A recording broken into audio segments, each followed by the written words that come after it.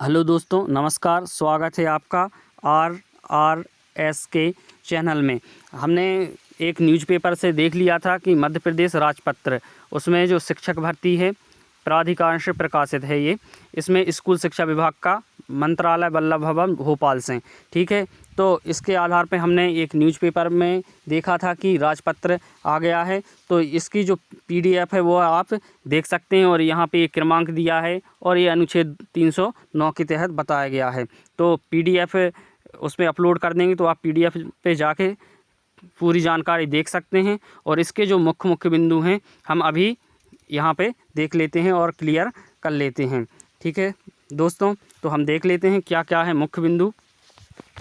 यहाँ पे जो मुख्य बिंदु हैं, पहला जो दिया है ना, ये देखिए आप। पहला, शिक्षक पात्रता परीक्षा 2018 एवं उसके बाद की परीक्षाओं की वैधता आजीवन मान्य की गई है। तो यहाँ बताया गया है कि जो शिक्षक पात्रता परीक्षा है 2018 उसकी जो वैधता है मान्य की गई है। और यह भी हम देख लेंगे कि यह जो नियम आए हैं ये वर्ग 1 और 2 और वर्ग 3 में क्या कंडीशन रहेगी, ठीक है। अभी हम ये देख लेते हैं मुख्य बिंदु क्या हैं, फिर इसको मैं अभी क्लियर कर देता हूँ। दूसरा जो है, शिक्षक पात्रता परीक्षा की वैधता आजीवन होने के बाद भर्ती के लिए अलग से शिक्षक चयन परीक्षा का आयोजन किया जाएगा, जिसमें पात्रता परीक्षा उत्तीर्ण अभ्यर्थी आवेदन करने के लिए योग्य रहेंगे। और यह बताया जा रहा है दूसरे नियम में कि ये जो पात्रता परीक्षा में जो क्वालिफाई हैं वह चयन परीक्षा होगी, उसमें फिर क्या करेंगे, आवेदन करने की योग्य रहेंगे। तीसरा पॉइंट देख लेते हैं यहाँ पे कि स्थानापन्न प्रमोशन अर्थात अगले उच्च पद पर कार्य करने की अनुमति दी जा सकेगी, लेकिन उस पद के वेतनमान का दावा नहीं किया जा सकेगा, अर्थात प्रमोशन को डमी प्रमोशन भी कहा जा सकता है।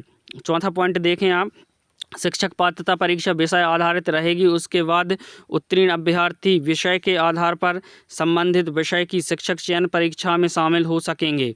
रिक्तियों के आधार पर मेरिट सूची शिक्षक चयन परीक्षा के आधार पर बनाई जाएगी और चयन परीक्षाओं के आधार पर भर्तियों में नियुक्तियां की जा सकेंगी। पात्रता परीक्षा केवल और केवल शिक्षक चयन परीक्षा में शामिल होने के लिए एक योग्यता मात्र रहेगी। तो यहाँ पे बताया गया कि जो पात्रता परीक्षा है वह है केवल और केवल जो शिक्षक चयन परीक्षा है उसमें आवेदन करने के लिए योग्यता मानी जाएगी। तो ये है यहाँ पे बताया है। यहाँ पे पांचवा पॉइंट और देख लेते हैं कि समय समय पर जारी EWS आरक्षण नियम के अंतर्गत EWS अभ्यर्थियों के लिए पात्रता परीक्षा में क्वालिफाइड मार्क्स 50% लागू किए गए हैं। तो ये EWS के लिए बताए कि जो क्वालिफाई मार्क्स है वहाँ पे 50% ही रहेंगे।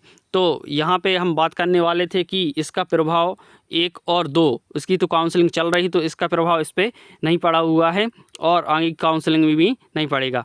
अब देख लेते हैं हम वर्ग 3 से संबंधित डाउट आ रहा था कि वर्ग 3 जो अभी काउंसलिंग होने वाली है और जो प्रक्रिया चल रही है वर्ग 3 के लिए, उसमें इसका क्या प्रभाव रहेगा। तो हमने देखा था कि जब इसके निर्देश आए थे तो उसमें ये हवाला दिया गया था कि 2018 में जो निर्देश आए हैं वर्ग 1 और 2 के लिए, उसी के आधार पर वर्ग 3 की भी क्या है, भर्ती प्रक्रिया पूर्ण की जाएगी।